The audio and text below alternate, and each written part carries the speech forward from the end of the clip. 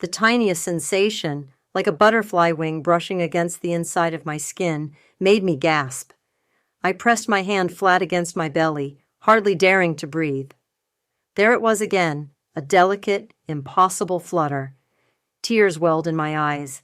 After 3 soul-crushing years of IVF, countless injections, dashed hopes, and the quiet strain it had put on me and Charles, this tiny life, our tiny life, was real.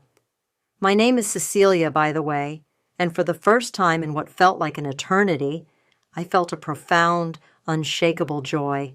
"Charles! Charles, come quick!" I called out, my voice trembling. He rushed in from the kitchen, a dish towel still in his hand, his brow furrowed with concern. "What is it? Are you okay?" "More than okay," I whispered, grabbing his hand and placing it on my stomach. I felt it. I felt the baby move. His eyes widened, then softened with an awe that mirrored my own. "Really? Already?" "Just a tiny flutter," I said, laughing through my tears. But it was there, I swear. He knelt, pressing his ear gently to my belly. "Hello in there," he murmured, his voice thick with emotion. "It's your dad. We can't wait to meet you." My heart swelled. This was it. This was everything we'd fought for. The doorbell chimed, a sharp, unwelcome interruption. Charles sighed, standing up. "That'll be Mom. She said she'd drop by with that cup." "Casserole." I plastered on a smile. Madeline. Of course. Her visits were always an experience. Charles opened the door, and Madeline swept in, a large dish in her hands, her eyes immediately scanning me from head to toe. "Cecilia, dear, you're looking a bit pale. Are you getting enough iron?" "I'm fine, Madeline, thank you," I said, trying to keep the joy bubbling inside me. "Actually, we have wonderful news." "Oh?" She handed the casserole to Charles and settled onto the sofa, her gaze unwavering. "I felt the baby move this morning," I announced, my hand instinctively going back to my belly. Charles beamed. "Isn't it amazing, Mom?" Madeline offered a tight smile. "A flutter, you say? So early. Are you quite sure it wasn't just indigestion, dear? You've always had a rather sensitive system." The familiar chill started to creep in, pushing against my happiness. "No, Madeline, it was definitely the baby. The doctor confirmed everything is progressing perfectly at my appointment yesterday. Strong heartbeat, everything on track." "Well, that's a relief, I suppose," she conceded, though her tone lacked any genuine warmth.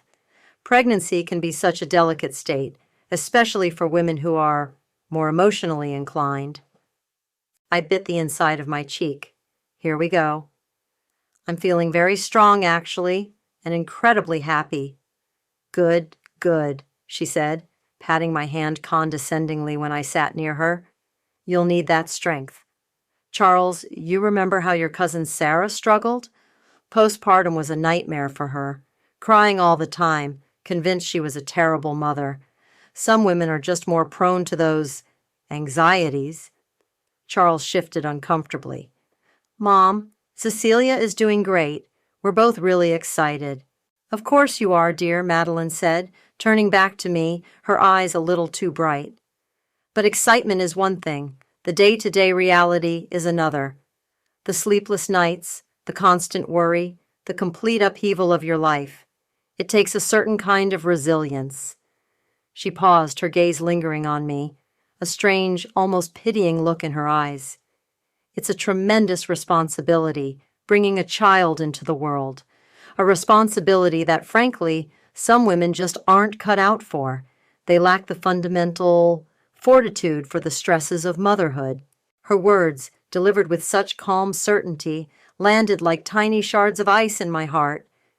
Charles opened his mouth as if to say something, then closed it, offering me a weak, apologetic smile instead. The flutter I'd felt earlier, the one filled with so much promise, was now accompanied by a knot of cold, heavy unease. I tried to shake it off, to focus on the miracle inside me, but Madeline's pronouncement hung in the air, a shadow dimming the brightest day of my life. The unease from Madeline's visit lingered for days, a faint, sour note beneath the symphony of my pregnancy. I tried to dismiss it as her usual brand of passive aggression, but her words about some women not being cut out for motherhood echoed. Charles was mostly attentive, though sometimes I'd catch a flicker of something unreadable in his eyes when he thought I wasn't looking. A week later, I was home alone, resting on the sofa. The doctor had advised me to take it easy, especially after the emotional roller coaster of IVF. I must have dozed off, because I woke to the low murmur of voices from the kitchen. Charles was home early, and Madeline was with him. I almost called out, then something in their tone stopped me. It wasn't the usual cadence of their conversations. This was hushed, conspiratorial. Absolutely sure this is the only way, Mom?" Charles was saying, his voice barely above a whisper. "Charles, we've been over this." Madeline's voice was crisp, devoid of its usual saccharine coating when she spoke to me. Her reactions to the IVF, the crying spells, the way she fixates on things, it's a clear pattern of instability. We can't risk the baby's well-being. My blood ran cold. Crying spells?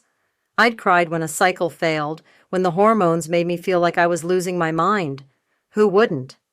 But to say she's unfit, Charles sounded hesitant, but not resistant, not nearly resistant enough. "It's not saying, Charles, it's documenting," Madeline corrected, her voice like chipped ice. "Every outburst, every irrational fear. We need a solid case, for the baby's sake. Stephen and Chelsea are desperate for a child.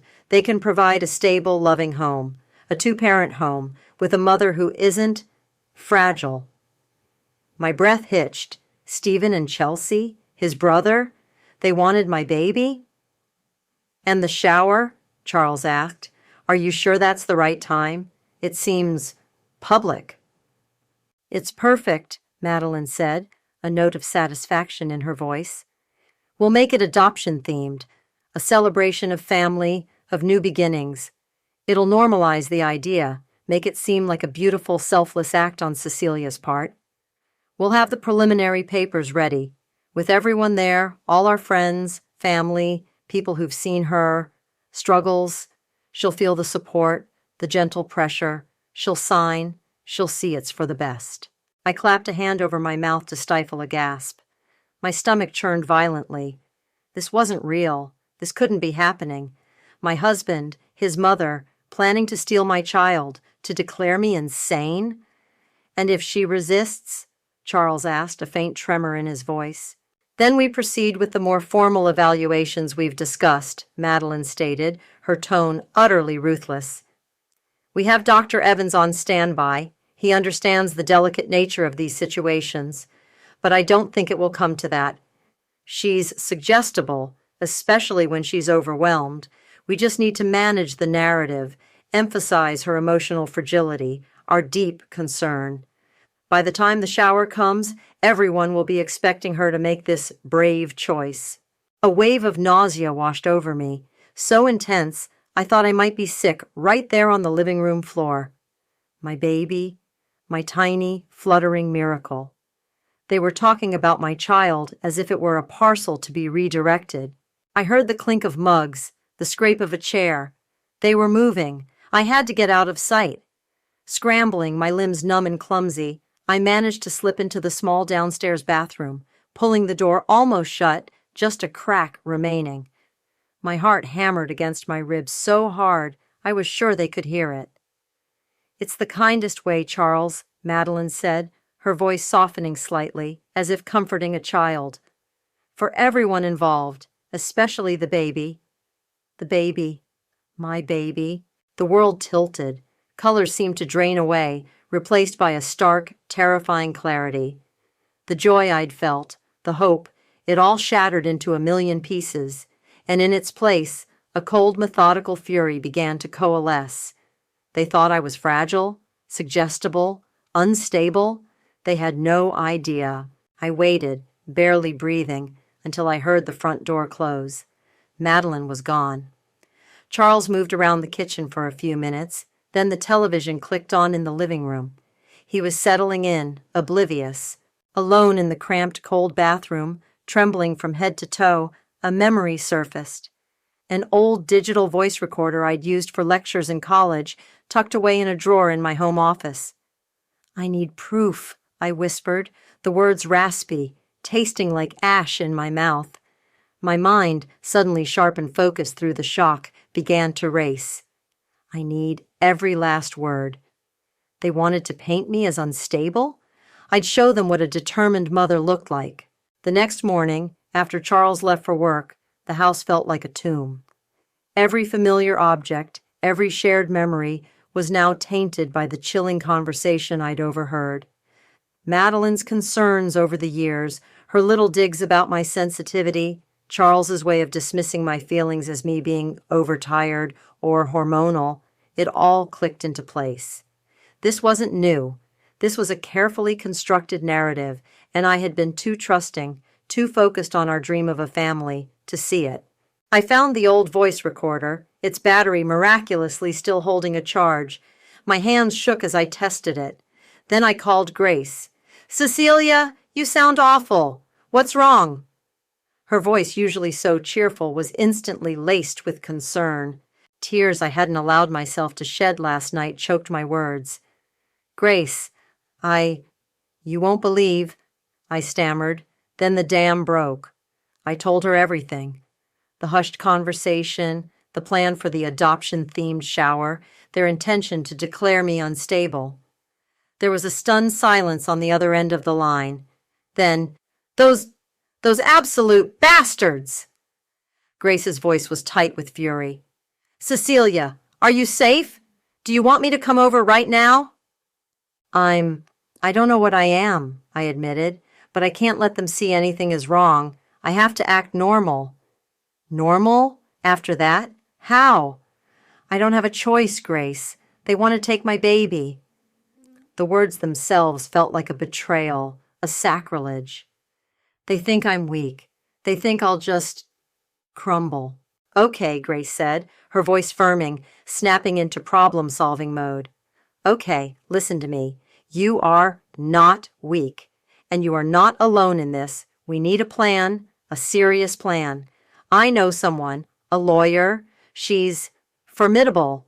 Audrey. She eats people like Madeline for breakfast." Relief, sharp and potent, pierced through my despair. "A lawyer? Already?" "Damn right. Already," Grace said. "I'm calling her now. Can you meet? Today? Somewhere discreet." "Yes," I said, a flicker of resolve igniting within me. "Yes, I can." That afternoon, I met Audrey in a quiet corner of a coffee shop miles from my neighborhood. She was a woman in her 40s, with sharp eyes that missed nothing and an air of calm, controlled power. Grace made the introductions and then, bless her, tactfully found a reason to occupy herself at the counter. I recounted the story, my voice low and steady, fueled by a cold anger that had replaced the initial shock. Audrey listened without interruption, her expression unreadable. When I finished, she took a slow sip of her coffee. "Well, Cecilia," she said, her voice even, "they've certainly handed you a loaded gun. The question is, are you prepared to use it?" "They want to steal my child and destroy my life based on lies," I said, meeting her gaze. "What choice do I have?" "Good," Audrey nodded, a ghost of a smile playing on her lips. "Now, here's what we do. First, you play along. You are the blissfully ignorant, slightly fragile, expectant mother. Let them build their case. Let them dig their own graves." "But how can I—" "You will," Audrey said, her confidence unwavering. "Because every time Madeline makes a snide comment, every time Charles documents your supposed instability, you'll be gathering evidence. That voice recorder you mentioned? It's your new best friend. Record everything you safely can. Dates, times, specifics of conversations, who was present. Keep a detailed journal of your own, an accurate one." She leaned forward. "We need undeniable proof of their conspiracy, their gaslighting, their intent. We'll prepare a counter-offensive that will not only protect you and your child, but will also expose them for exactly what they are." A sense of empowerment, something I hadn't felt since hearing those terrible words in the kitchen, began to bloom. And then? And then, Audrey said, at a moment of our choosing, we detonate it all. But until then, you are an actress giving the performance of her life. That evening, armed with Audrey's counsel and the tiny recorder tucked into my pocket, I faced Charles. He came home, kissed me, asked how I was feeling. A little tired, I said, forcing a gentle smile. Madeline called earlier. She was asking about names again. She's very enthusiastic. Yeah, Mom's excited, he said, a little too quickly. She just wants what's best for the baby. Later, as we were getting ready for bed, Madeline called Charles's cell.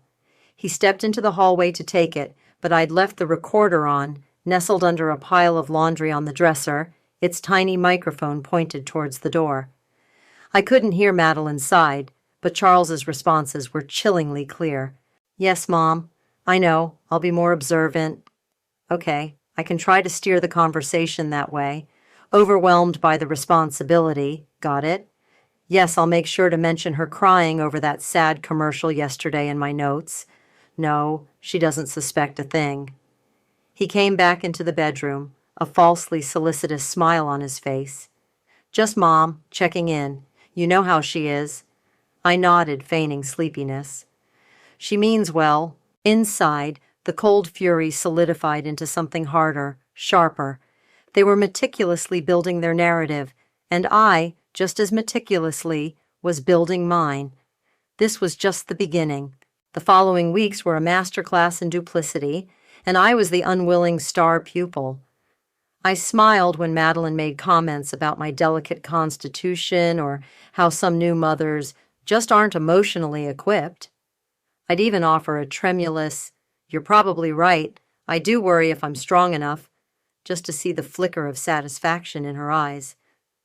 Charles, bless his treacherous heart, became almost suffocatingly attentive. "Are you feeling okay, sweetie?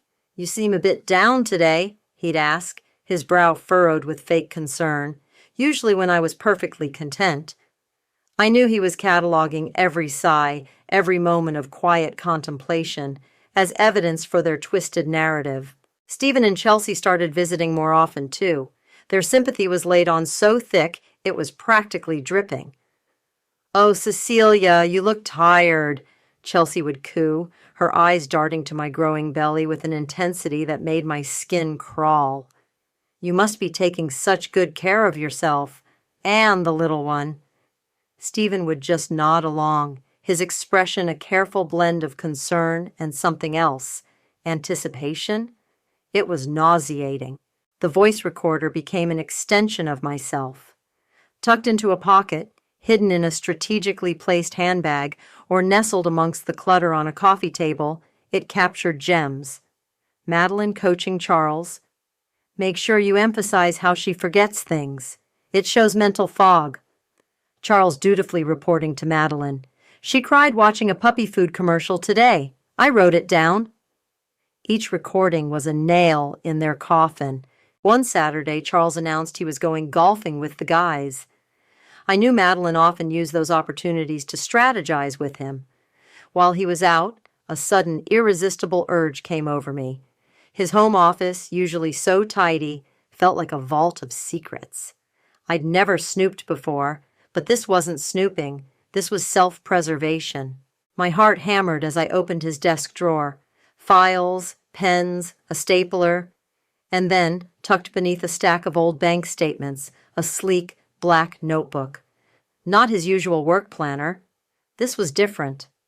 I pulled it out, my fingers trembling. The first page, in Charles's neat handwriting, read, "Observations, C's emotional state." My breath caught. I flipped through the pages. It was a journal, a detailed, horrifyingly distorted account of my behavior. October 12th, C, very weepy today, cried over spilt milk, literally. Said she felt overwhelmed. M thinks this is a significant indicator. I had been frustrated because the carton was new and I was tired, not having a breakdown. October 15th, C, forgot where she put her keys. Agitated, complained of baby brain. M says this forgetfulness is concerning. It was normal pregnancy forgetfulness. October 19th. C. Quiet and withdrawn at dinner with S and Chelsea. Barely spoke. Seemed paranoid when Chelsea asked about the nursery. M agrees this social withdrawal is a red flag. I had been quiet because Chelsea wouldn't stop staring at my stomach like it was a prize she'd already won. Page after page detailed my mood swings, my irrational anxieties, my inability to cope. It was a meticulously crafted assassination of my character, all designed to paint me as an unfit mother. Bile rose in my throat. He was actively, gleefully documenting these lies. My hands shook so badly I could barely hold my phone steady, but I photographed every single damning page. This was gold, pure, irrefutable gold, for Audrey. The following week, Stephen and Chelsea came over for dinner. Charles and Madeline were, of course, already there, the four of them presenting a united front of cloying solicitude. As I was clearing the plates, Chelsea followed me into the kitchen. "You're getting so big," she chirped, her eyes fixed on my belly. "It's wonderful." Before I could respond, she reached out, her hand landing possessively on my stomach, rubbing it in a slow circle. I flinched inwardly, but forced a smile. "He's going to be so loved in his real home," Chelsea murmured, almost to herself, her voice soft and dreamy. My blood turned to ice. I stared at her, speechless. Her eyes widened in panic as she realized what she'd said. I just mean, any home he's in will be his real home, of course. A loving home, with you. I got carried away. We're just so excited for you." She stammered, her face flushing a blotchy red, but the mask had slipped. It wasn't just Madeline's scheme, with Charles as a willing pawn and Stephen and Chelsea as passive beneficiaries. Chelsea wanted this. She was an active, eager participant in their plan to take my baby. I offered a tight, saccharine smile. "Of course, Chelsea, we're all excited." But inside, the last vestiges of any doubt about their collective cruelty vanished. They were all in on it, and they were all going down. A few days after Chelsea's slip-up, Madeline and Charles cornered me in the living room, their faces arranged in expressions of solemn excitement. "Cecilia, darling," Madeline began, her voice oozing synthetic sweetness, "Charles and I have been talking, and we have the most wonderful surprise for you." Charles put his arm around my shoulders. "We know you've been feeling a bit overwhelmed, honey, and we want to show you how much support you have." I braced myself. "Oh?" I asked, injecting a note of hopeful curiosity into my voice. "We're throwing you a baby shower, and Madeline announced, beaming as if she'd just offered me the crown jewels. "A very special one. We're calling it a Circle of Love adoption shower." My heart hammered, but I kept my expression carefully neutral. "An adoption shower?" "Yes," Charles chimed in, squeezing my shoulder. "To celebrate the beautiful future we're all building for the baby. It's a way to help you transition, to show everyone how brave and selfless you're being by ensuring the baby has the most stable, loving family possible, with Stephen and Chelsea." He said it so smoothly, so matter-of-factly, as if it were the most natural thing in the world.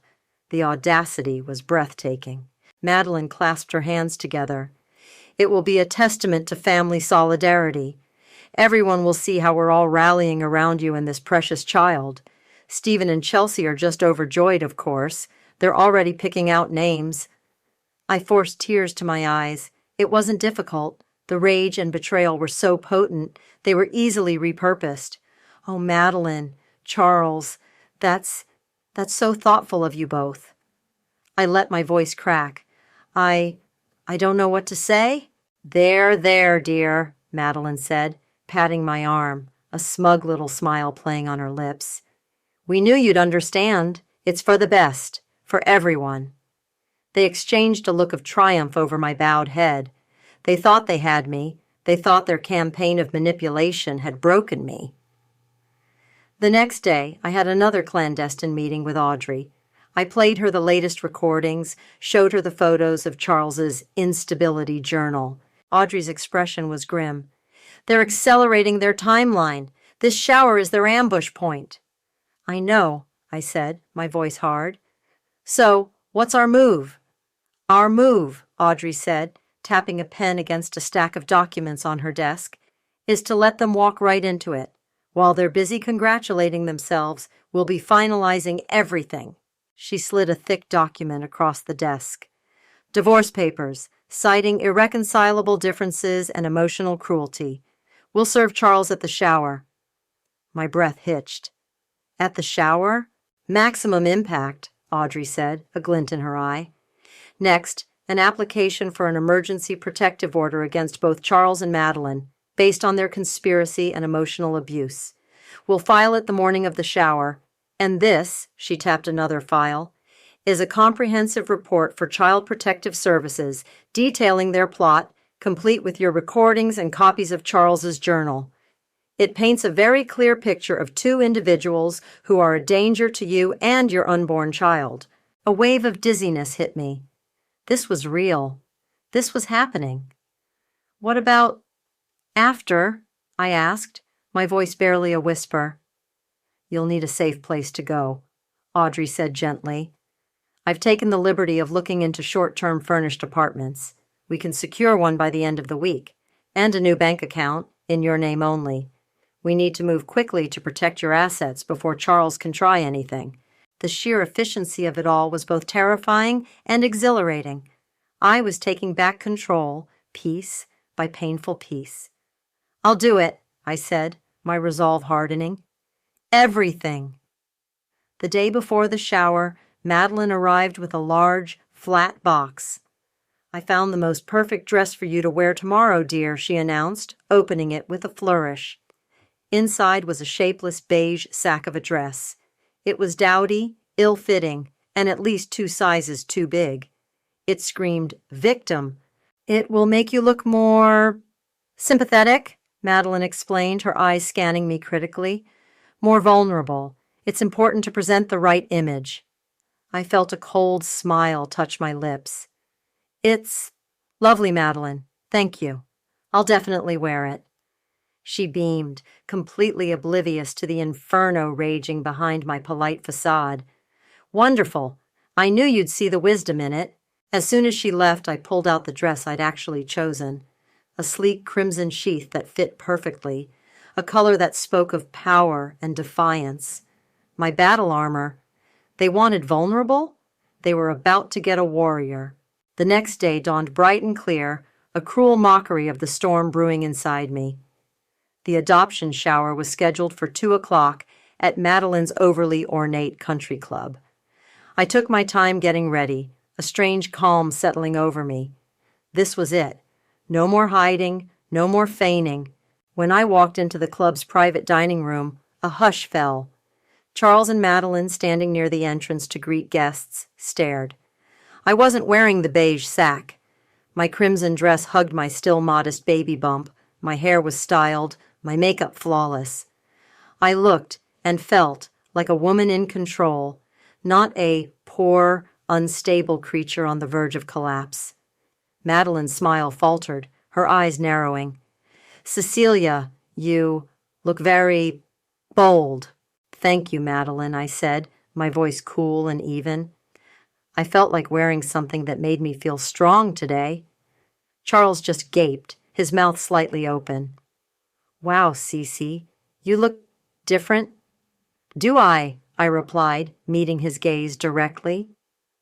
The room was filled with Madeline and Charles's friends and business associates, a sea of carefully curated faces ready to witness my brave decision. I spotted a few of my own friends, Grace prominent among them, her expression a mixture of fierce loyalty and barely suppressed anticipation. She gave me a subtle nod. Audrey had briefed her. The decorations were sickeningly sweet. Pastel balloons, banners proclaiming a circle of love, and a truly hideous cake topped with 2 baby booties, one pink, one blue, under a banner that read, Stephen and Chelsea's Little Blessing. My stomach churned, Madeline clinked a glass, her composure regained, though a muscle twitched in her jaw. Welcome, everyone. We are so thrilled you could join us to celebrate family, love, and the beautiful journey we are all embarking on together. Her gaze swept the room, lingering on me with a proprietary air. Today is about solidarity, about supporting Cecilia in her incredibly courageous and selfless choice, ensuring her precious baby has the most secure and loving future. Polite applause. I kept my expression serene. Charles then stood, clearing his throat. I just want to say how proud I am of Cecilia, he began, his voice thick with manufactured emotion. This hasn't been easy for her, for us. But her strength in recognizing what's best for our child, it's inspiring. We'll always be a family, and we'll support her through this transition, every step of the way. He actually dabbed at his eyes. The performance was sickeningly convincing. More applause, a few sympathetic murmurs. Then, the main event. Chelsea, looking pale and angelic in a powder blue dress, rose to speak. Stephen stood beside her, his arm around her waist, looking suitably grave and supportive. "Oh, friends," Chelsea began, her voice trembling, tears already welling in her eyes. "Stephen and I, we've yearned for a child for so long. Our hearts have ached with emptiness." She pressed a hand to her chest. And now, through Cecilia's incredible generosity and love, our dream is coming true.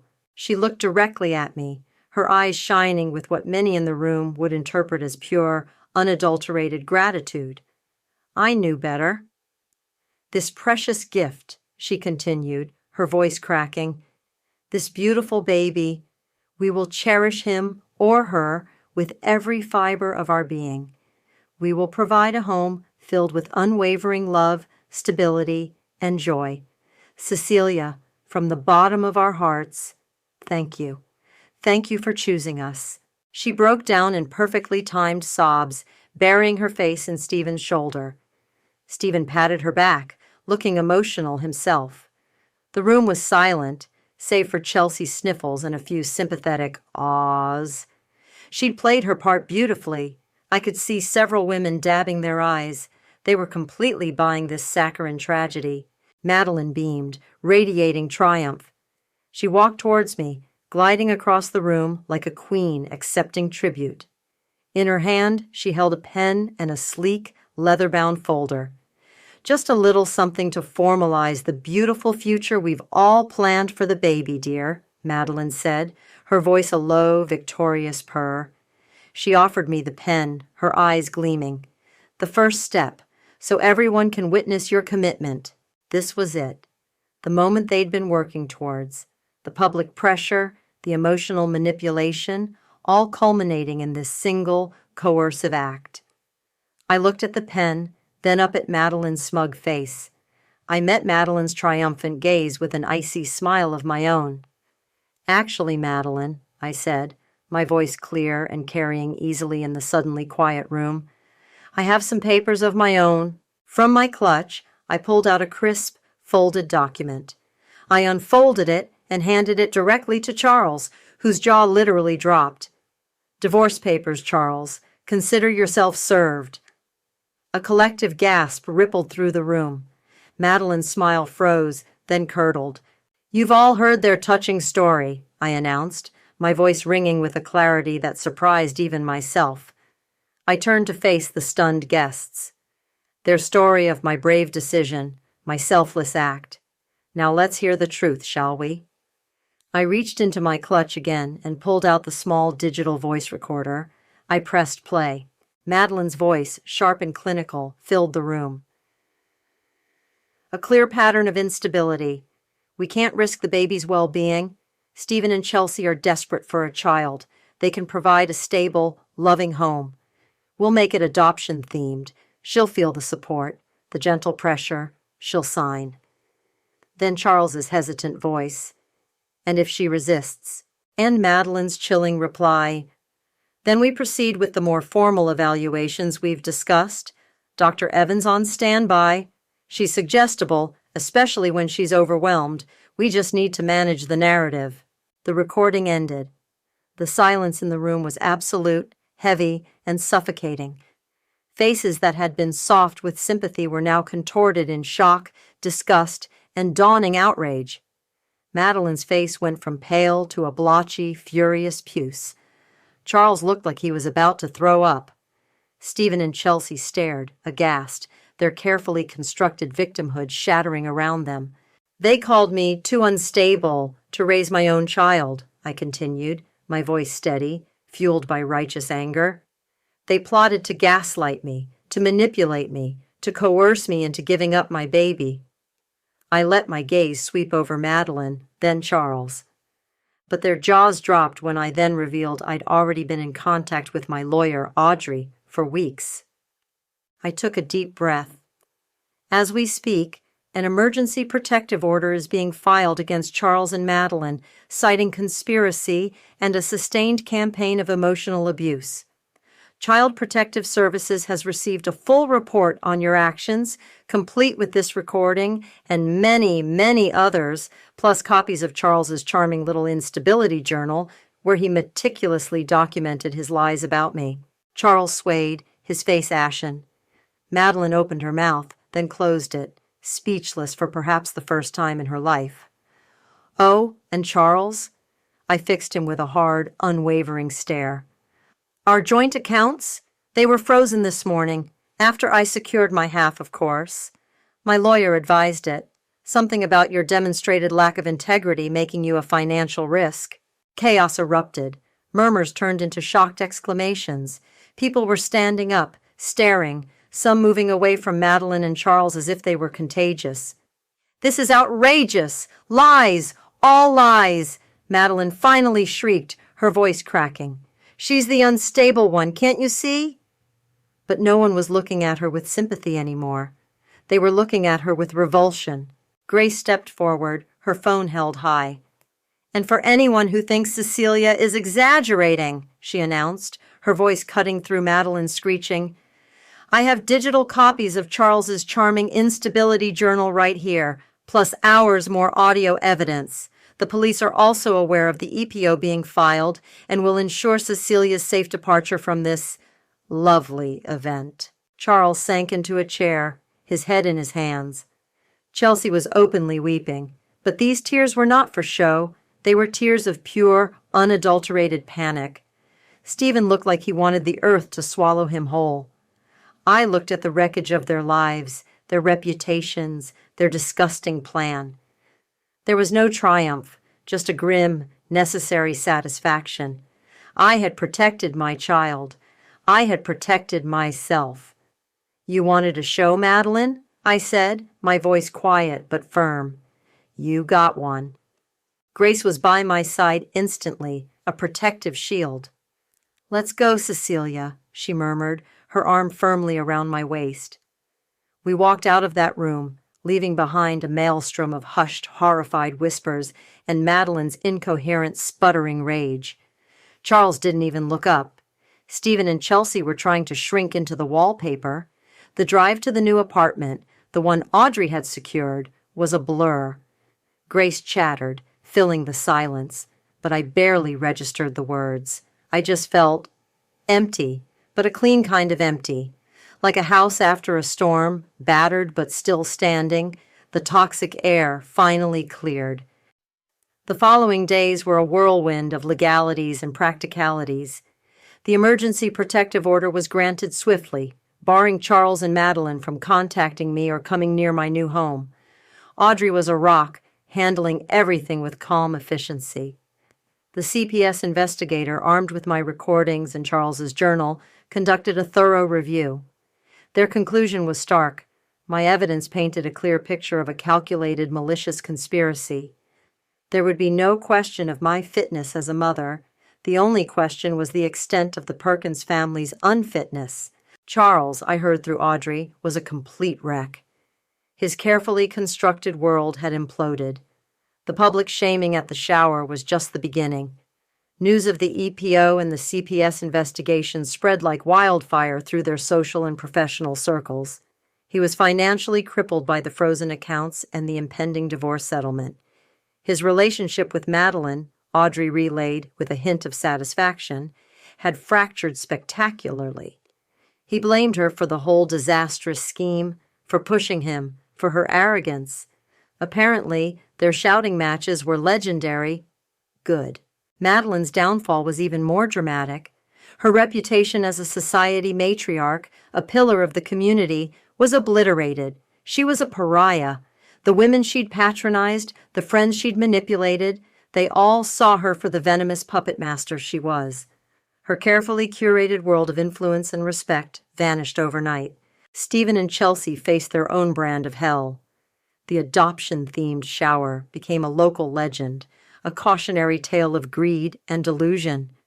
Their tearful performance was rehashed with scorn. Their complicity, their eagerness to snatch my child, made them objects of contempt in their own community. Their dream of obtaining a baby through such deceitful means was not just dead, it was buried under an avalanche of public humiliation. Their relationship, already strained by infertility, buckled under the weight of their shared disgrace. A few weeks later, in the quiet sanctuary of my new, sun-filled apartment, surrounded by boxes yet to be unpacked, my water broke. Grace rushed me to the hospital, her hand gripping mine through every contraction. And then she was here, my daughter, healthy, beautiful, and all mine.